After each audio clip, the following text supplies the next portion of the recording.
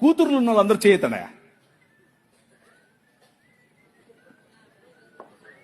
మిమ్మల్ని అడగలేదమ్మా, ఇక్కడ అడిగాను. మీరు ధన్యులు, మీరు ధన్యులు. ఎందుకో తెలుసా?